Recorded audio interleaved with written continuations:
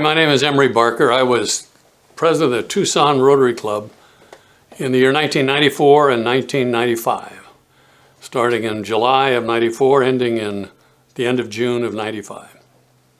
Emery, what was going on in our club at the time? Were there any issues or things that concerned you as you started up as president of our club?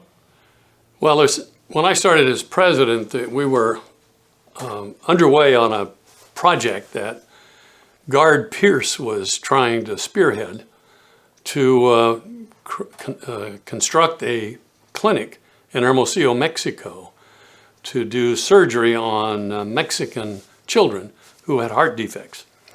And he'd engaged Hugh Thompson from our club, some folks from other areas to engage in this, and we were seeking to get a Rotary 3H grant to go along with the money we'd raised in our club. So that had started, but we had the big push during the year I was president. And that was probably the focus of our entire year, was to try to bring that into fruition with Guard's leadership and Hugh Thompson's sponsorship of the physicians in the club and in the community to assist with that project. The most interesting part of that endeavor, in my judgment, was that there was no way to train Mexican doctors in Mexico how to use this Doppler machine that is critical to the type of heart surgery they were doing.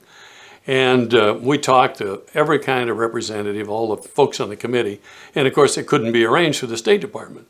So very simply, Hal Adamson and Tom Kiernan and a few others got some airplanes together, flew to Hermosillo, picked these guys up, flew them up here, took them to the university. One of the doctors, Doug Lowell or something, I think his name was, at the University, a heart surgeon, trained them at the University of Arizona College of Medicine in how to use the machines with their nursing staff. Everybody here was all trained at the University of Arizona and then flown back to Mexico. All legal red tape was avoided. Nobody knew it happened. But by the time we got the grant, got the machine up and operating in Hermosillo, they knew how to use it. It's in use today. Everybody talks about the Emery Barker whistle. Tell us, what was the whistle thing? Well, one of our problems that we had under prior administrations was getting everybody's attention. And of course, when I was installed, I used the famous, I can't remember the guy that does the fights, but "Let's Get Ready to Rumble" chant. I then learned that "Let's Get Ready to Rumble" was copyrighted, and I couldn't use it without paying a royalty. So I had to figure some way to get everybody's attention. And of course, the way referees get everybody's attention, because people were milling and talking and always carrying on, and you'd cling the glass till you broke it or ring the bell. So I just said, you know what, I'm gonna get a whistle, I'll blow it into the microphone.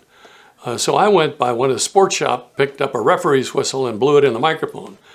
I only had to use it for about 4 months, and after that I think the otolaryngologists in the community rose up because it was damaging ears. Now it was good for their business, but not good for our members.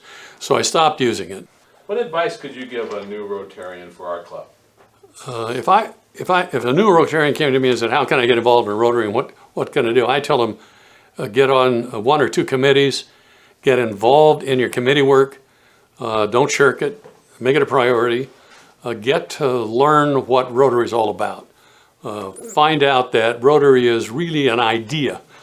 It may be a club, but it's really an idea. It's an idea that business people, professional people, and others in a town can get together. They can have a good time, but they can also do some good along with it. If you do those things and get involved, then people will ask you to move on up and take on different jobs in the club.